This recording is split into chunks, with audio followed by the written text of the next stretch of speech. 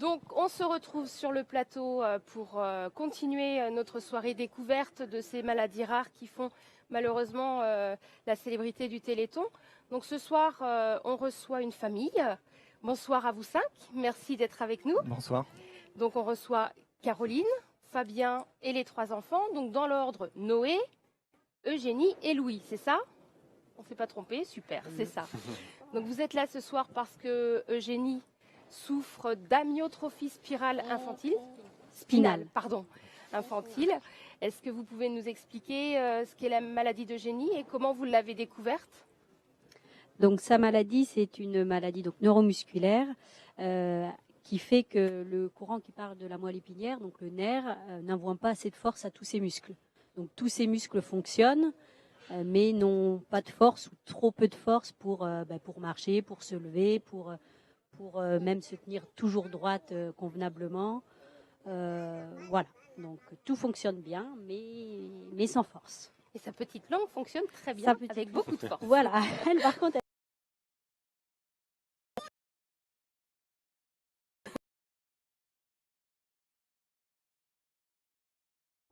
On écoute Eugénie. Et donc, quand vous avez découvert la maladie, Fabien, vous avez été entouré tout de suite, on vous a accompagné?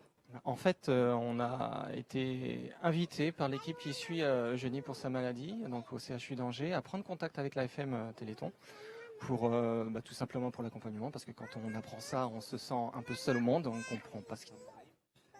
Et on a tout de suite pris contact avec l'AFM qui nous a accompagnés, qui nous a tout de suite compris, on s'est senti écoutés, soutenus, et on avait grand besoin de ça, surtout à ce moment-là. Oui, parce que c'est pas évident. Eugénie avait quel âge quand vous avez découvert? Alors, entre 12 et 15 mois, exactement. On a commencé les examens, les premiers rendez-vous à 13 mois, et bien après le temps d'avoir les résultats, voilà, donc 14, 15 mois. Après ou ça se déclenche Alors en fait, dans cette maladie, il y a plusieurs types. Donc il y a un type 1 pour lequel on se rend compte malheureusement très tôt parce que du coup, il y a des atteintes respiratoires trop fortes qui font que les enfants ne survivent pas. Nous, Eugénie, elle a cette maladie dans le type 2. Donc du coup, tant qu'ils ne sont pas amenés à avoir de la mobilité, finalement, on ne s'en rend pas compte. Alors, on s'en rendait plus ou moins compte, mais c'est vrai qu'on ne veut pas toujours voir. Et puis on attend que qu'il y ait un moment où on se dit c'est pas normal qu'elle ne se tienne pas debout, qu'elle n'appuie pas sur ses jambes, etc. Donc voilà, donc on s'en est pas rendu compte au départ et c'est normal qu'on n'ait pas pu s'en rendre compte au départ. C'est une enfant qui a juste un problème de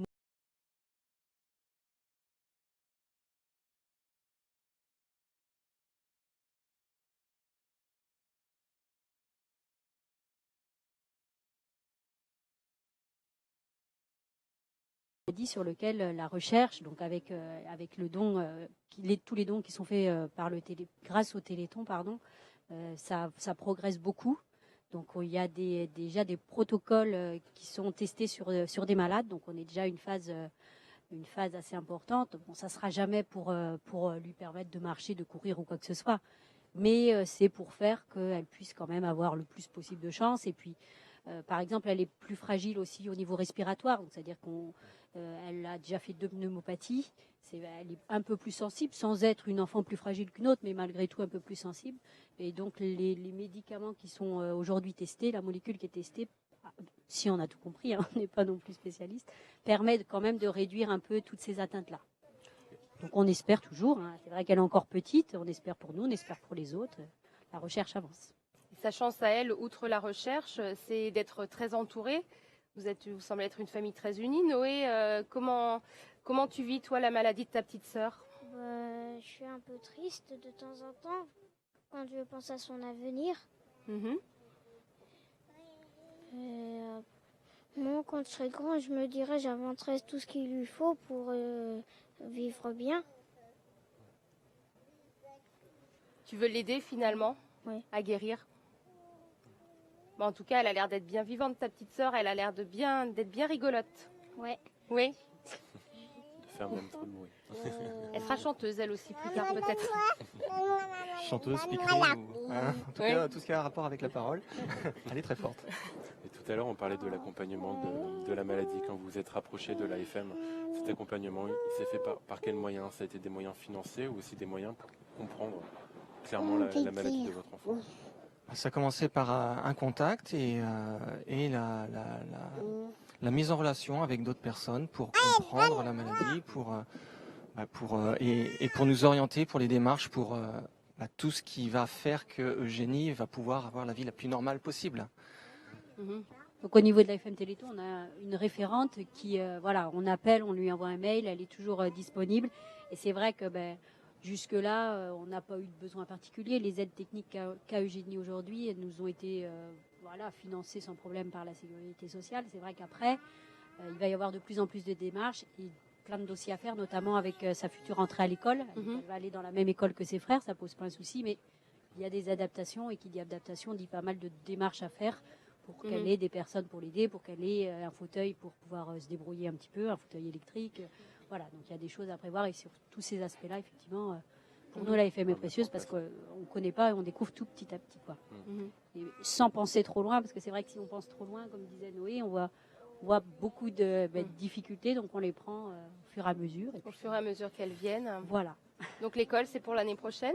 Pour septembre prochain, Septembre prochain, donc ça se prépare forcément en amont. C'est ça, donc là on a des rendez-vous début janvier. Donc là en décembre, on va voir les médecins qui vont faire les dossiers.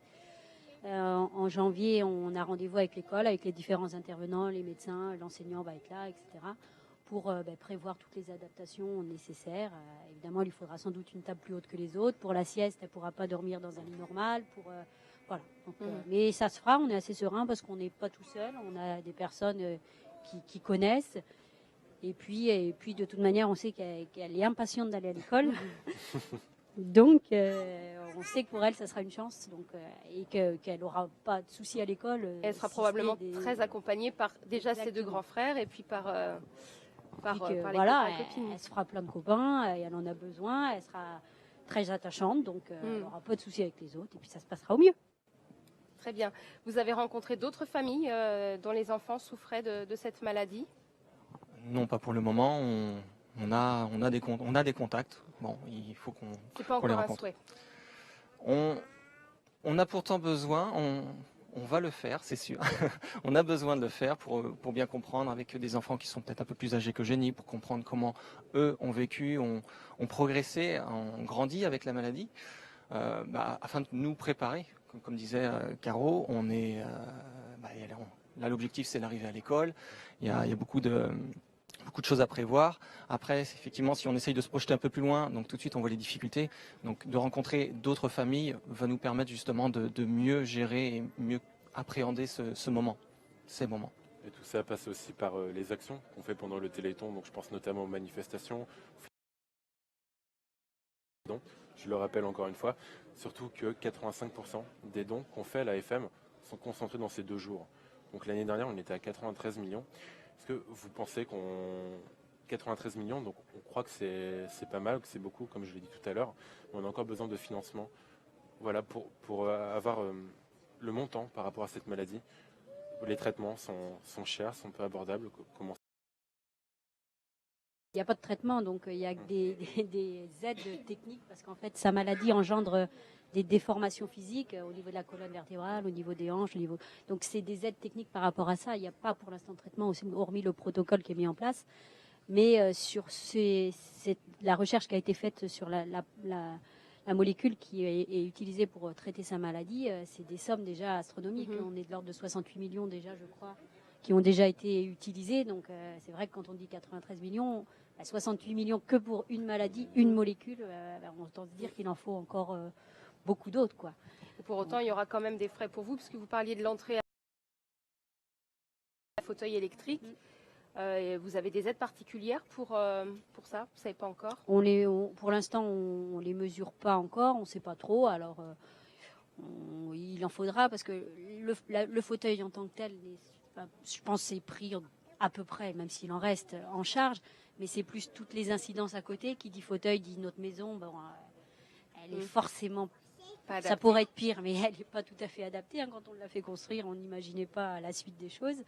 Ça veut dire un fauteuil, ça veut dire comment on le met dans la voiture. Un fauteuil électrique, c'est pas forcément tout simple non plus. Donc on ne sait pas trop. Donc on verra, mais il y aura sans doute des aides à trouver, effectivement. Mais ça se fera. Très bien. Bah, merci beaucoup, en tout cas, d'être venus témoigner ce soir. Merci à vous trois. En tout cas, les garçons, vous avez été super sages. Et puis, la speakerine va nous annoncer l'arrivée de Soraya, qui va venir nous chanter 2 autres chansons. Eugénie? D'accord. Je ne pense pas qu'elle ait Au tout revoir, compris ce que tu nous as Eugénie. dit. Merci à vous. Merci.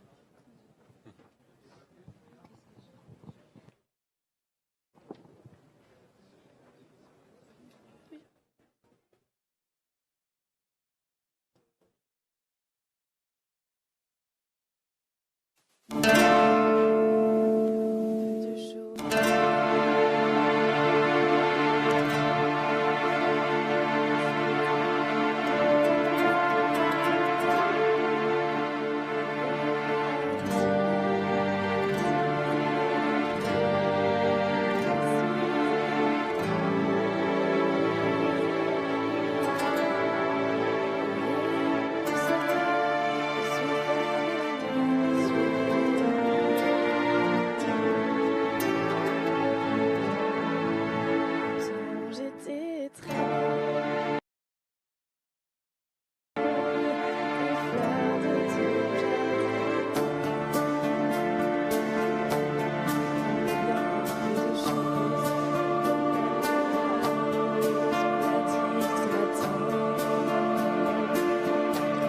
Vois le Dieu qui m'a faite, me fait tourner la tête, et je sens que je tombe, et je sens que je tombe. Mon cœur est presque nu, j'ai le pied dans la tombe. Déjà je ne suis plus. Tu m'as mis ailleurs, et je serai poussière pour toujours demain. On est bien peu de choses.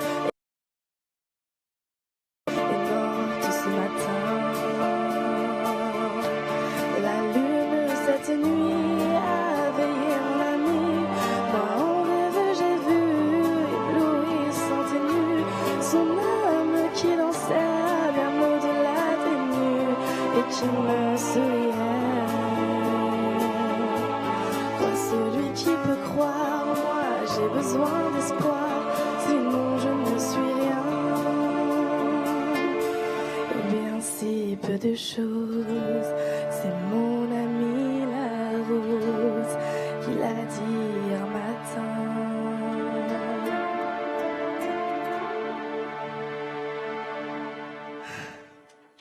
Merci. C'est toi le temps qu'on musique.